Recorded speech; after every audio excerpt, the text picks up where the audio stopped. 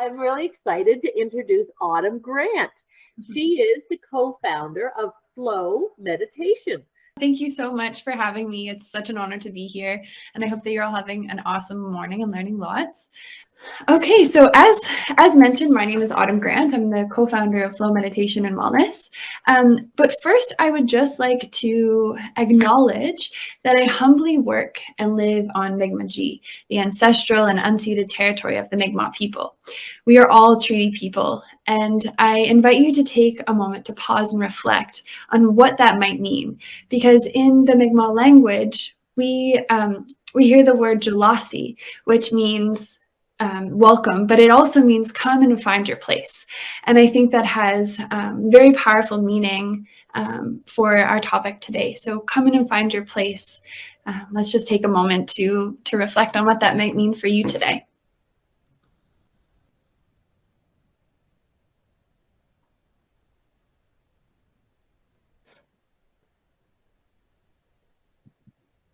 Okay, and as mentioned, my partner and I are the co-founders of Flow Meditation and Wellness.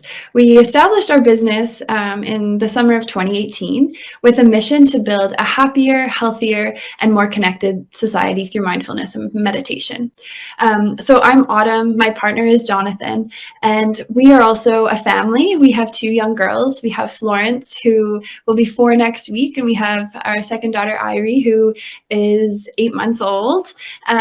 So we're a family-run business, and we also consider ourselves community connectors with a mission to really make this practice accessible to everyone without, having the tabooness of meditation, and really trying to show people how awesome and beneficial and wonderful it can be. So I'd love to tell you a little bit about my path to how I got to become an entrepreneur in healthcare. And I'd like to take you back to high school. So in high school, I graduated from Halifax West in 2008. And I was the type of student who was super into sports. I love fashion. I wasn't always the strongest in maths and sciences, which you might expect in healthcare. But I only ever really considered options that I knew were professions. I considered becoming a teacher or perhaps a nurse, but I really had this drive in me to experience the world outside of school. So after high school, I took a gap year and I moved to Florence, Italy to become an au pair. And I lived with an Italian family. I helped take care of their children. We traveled all over. We sailed. We went snowboarding in the winter, and it was the most influential year of my life.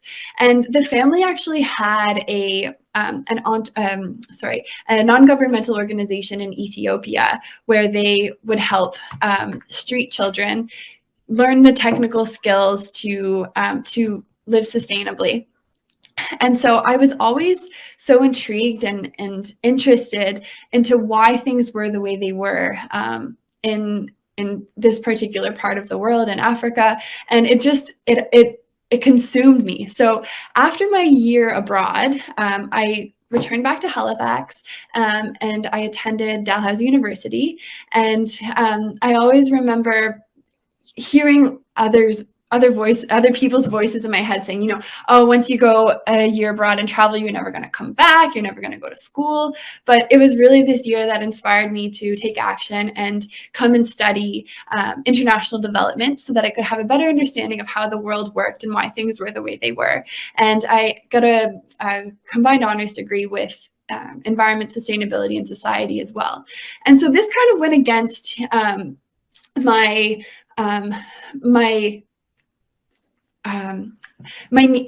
everyone else's, ideas for me to follow a path and become a professional of some sort. But I really just took courses that were of interest to me and were inspiring for me. And so after my Bachelor of Arts degree, I took a couple of years off to travel again. So, I'd work a little bit and then I'd go backpacking through Southeast Asia and South America and Africa and Europe. And I traveled all over the world. And it was this that I found to be the most inspiring in my life. And I grew a passion for learning different cultures and meeting new people and the environment. And so that then after that, I realized that I wanted to get more technical skills on how maybe to run a business and how to manage people. And so I decided to study human resources management at Simon Fraser. It was a continuing studies program in Vancouver. And then after that, I was headhunted for Lululemon as the people and culture manager at the Lululemon lab in Gastown. And this was the single most amazing job I've ever had. I think after being the owner of Flow Meditation, it really showed me how to run a business. We actually were required to go to a small meditation studio once a week in Vancouver with our team. And it truly changed my life. It put so much into perspective for me. I was always the type of person who was like, go, go, go, super busy, trying to fill my plate with as much as I could. And then this opportunity to slow down and connect in with myself changed the way I did everything. So this practice of being present in the moment and slowing down to connect into my body, into my mind was life-changing. So fast forward a little bit, my partner, Jonathan, and I started a family in December 2017, and we had our first daughter, Florence. And after that, we moved back to Halifax. And once we moved back to Halifax, when I was on maternity leave, we decided that we wanted to share this practice of mindfulness with everyone. You know, my partner, he was also like very into sports and super busy. And this practice just changed our lives. It enhanced our mental health. It helped us reduce stress and anxiety. It helped us focus better on our work and our personal life. And it helped us come to terms with everything that happened in life. And we really began to live it and breathe it. And it just became our life. And so we wanted to share this practice with everyone.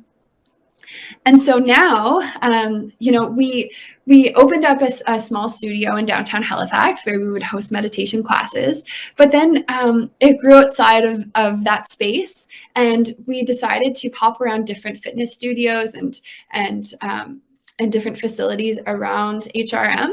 So. And then the pandemic hit. So it's been a process of adapting and learning and changing. So what we do now is we host pop-up meditation classes and workshops. And we also do retreats, as you can see pictured below here. We collaborate with other businesses and have really had a lot of success in growing the business that way.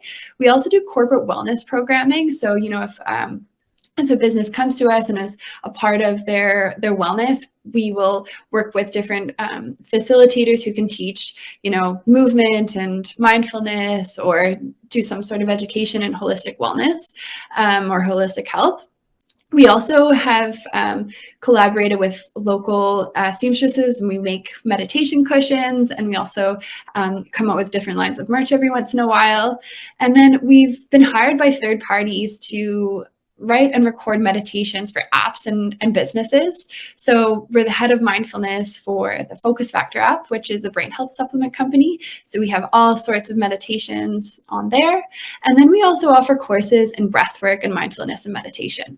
So there's lots of different revenue streams and different options that we have through our business. But this is where we are now, and it's the most rewarding career I could have ever imagined. And I didn't always know that this is what I wanted to do. And the reason why I wanted to share my path with you is because it didn't always make sense for me. I didn't always know that I wanted to be a meditation teacher or an entrepreneur, or, I didn't always think that I wanted to be a doctor or work in healthcare.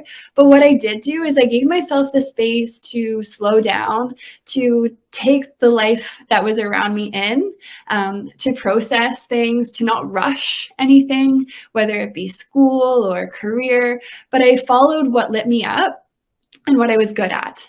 And I think that that giving yourself permission to do that, to take a moment every once in a while to slow down and assess how you're feeling, what you're good at, what's working and what's not, will help you find your path.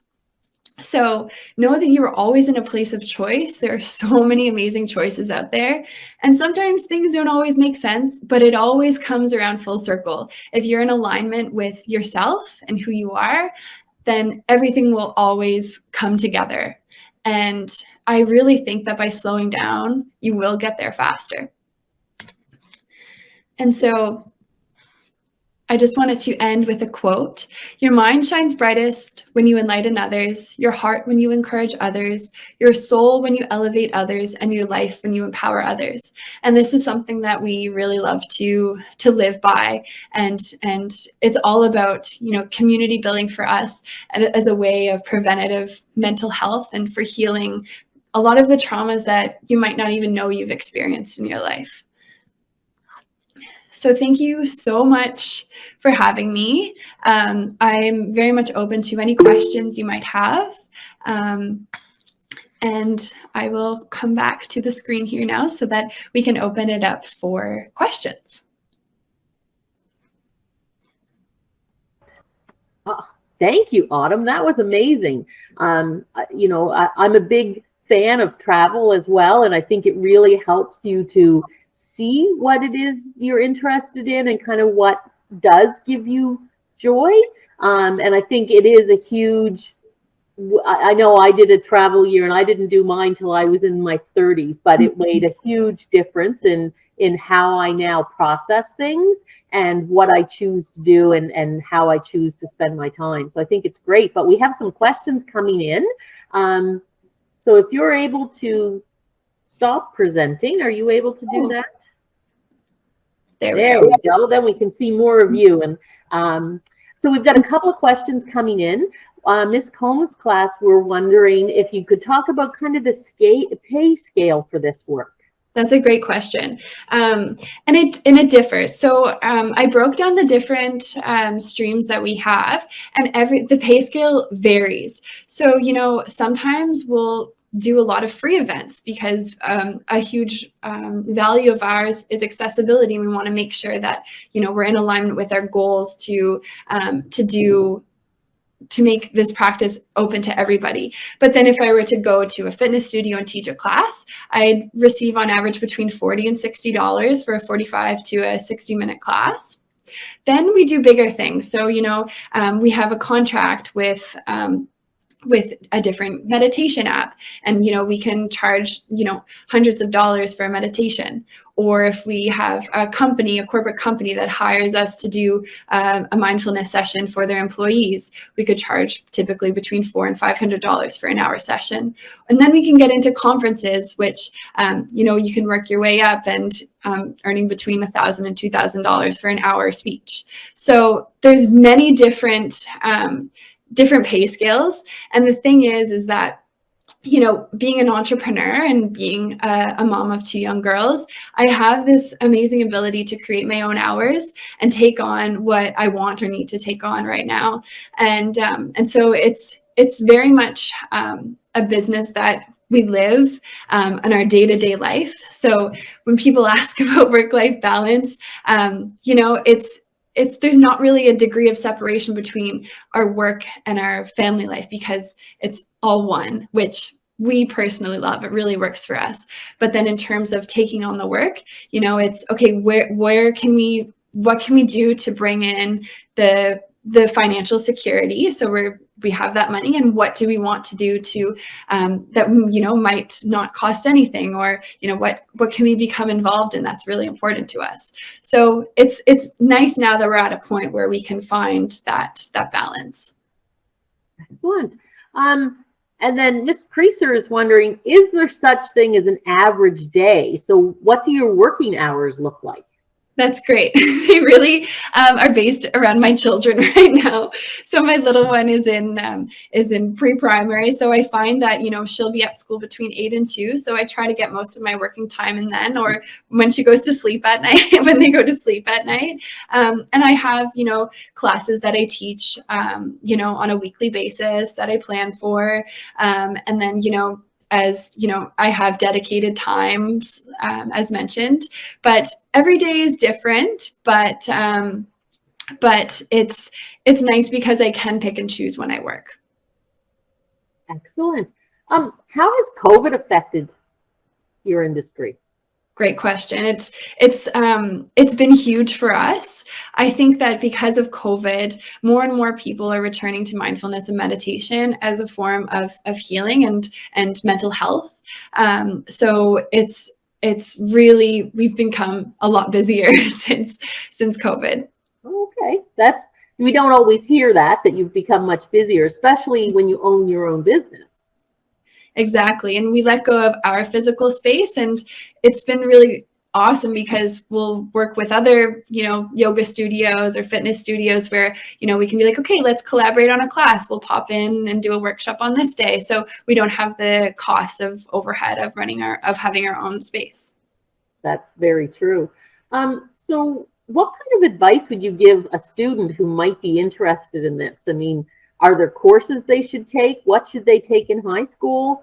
That's a great question. I think that that psychology really helps. I know, I did my meditation teacher training through the Lab of Meditation, which is a 200-hour meditation certification in accreditation with the International Mindfulness Teachers Association. And that was with my teacher in Vancouver, Hiroko Demichelis.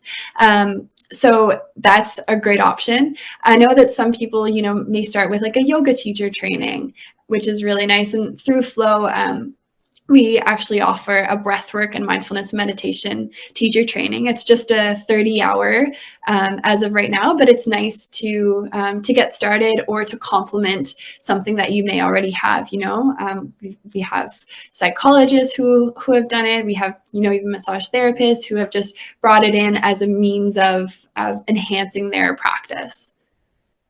Excellent. What do you kind of think about as the biggest challenge maybe of your job? The biggest challenge? That's a great question. I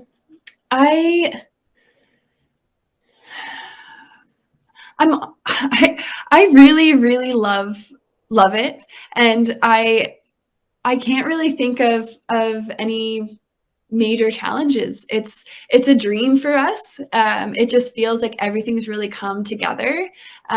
So I think that maybe the way that it fluctuates. So, sometimes work will come in, sometimes it won't. And so when it's not coming in, we have to be like, okay, let's go back to the drawing board and, maybe reach out to different organizations that might be beneficial. So that bit of fluctuation as an entrepreneur can be tricky sometimes.